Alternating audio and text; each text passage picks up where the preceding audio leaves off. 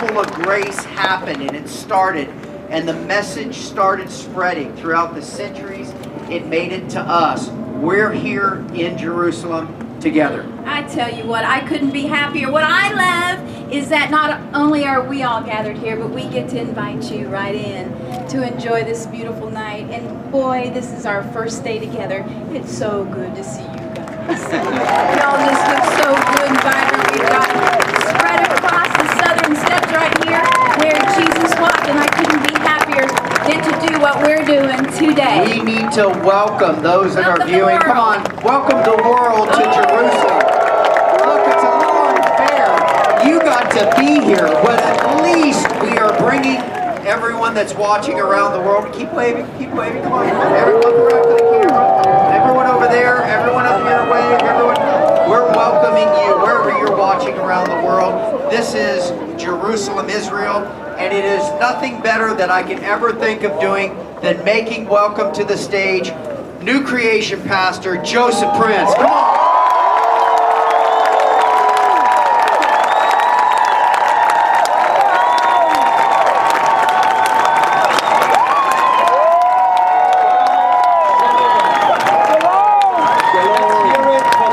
Above every name, the name of our Lord Jesus.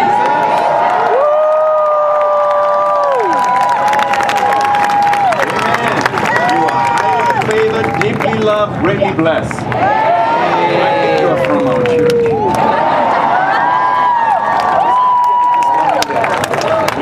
I think of some of your churches right over there too, over there in that corner. There they There we are. go. Okay. Pastor Prince, we're going to go to church. We're all going to sit here. Lori and I are so excited that New Creation Church is here. The worship team's here. Okay, give us a 1-minute version of what you're going to be speaking on. We're going to go to worship. We're going to do, this is a service. You realize we're getting ready to go to church. Those of you around the world, we should get our communion elements ready. Look, we're going to sing, we're going to preach, we're going to pray, we're going to do everything. But a little 1 minute about what you've got on your heart for this particular service. I just want to say, if you look behind you, you will find some remnants of the 2,000-year-old gate, the double gate right over there. Can you see the beginning of it? It's covered. It used to be a double gate. And those of you who are over there, to my right, can you see a triple gate? Right? Now these are 2,000-year-old gates, and they are called the Huldah gates. And these are the steps whereby they call it the teaching steps, the rabbi steps. Jesus would have not just walked here, he would have taught here.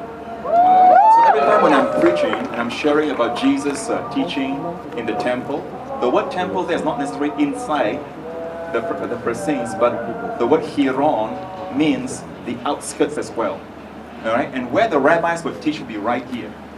Here is where Peter preached, and 3,000 were saved on the day of Pentecost. Somewhere in this vicinity. Because this is the only place, the Bible says the same day 3,000 were baptized.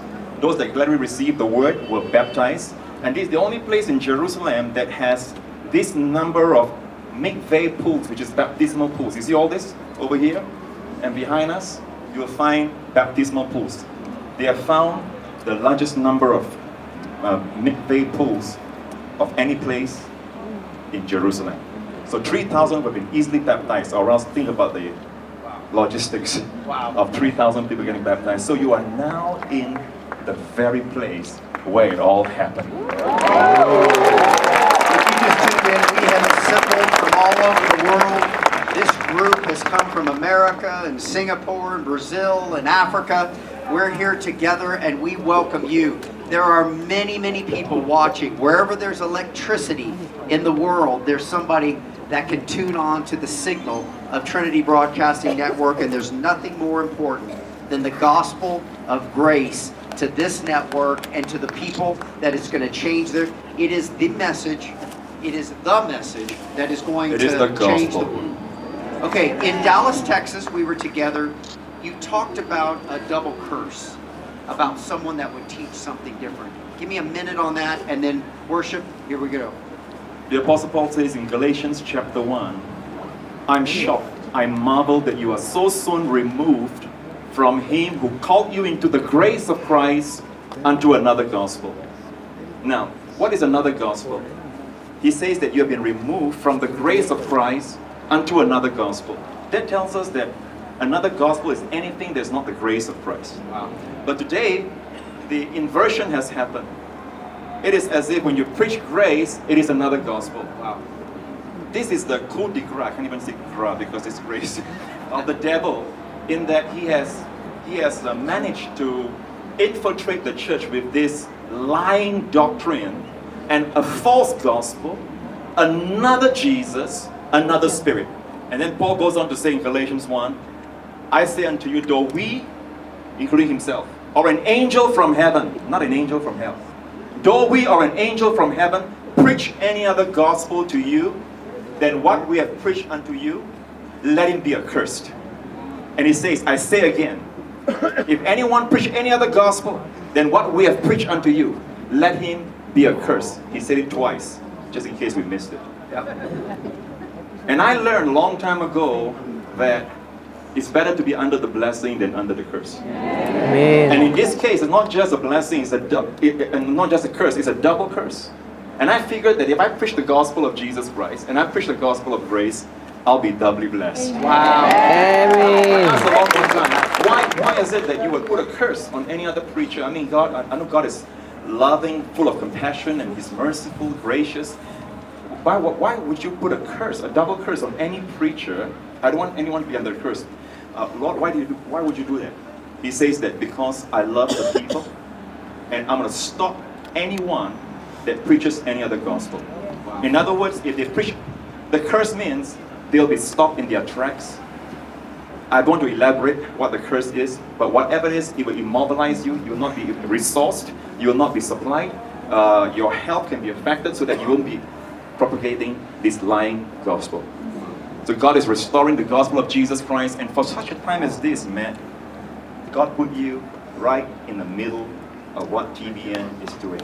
After 40 years of your father building the infrastructure, both you and Laurie, you came in just in time, and I call it the restoration. When God restores, it's always greater in quality and quantity. Amen. So for the first 40 years, Dr. Paul Crouch and Jen prepared the infrastructure, the reach. They paid their dues. They bore the burden and the heat of the day. And now the infrastructure is there. God wants the gospel smack dab in the middle. That's right. God wants Jesus Christ in the middle. Did you say amen? Amen. This is what they are doing. They have the vision. He's not just wanting grace to be a message. He wants grace to be the message. Yes. I wonder if you are doubly blessed.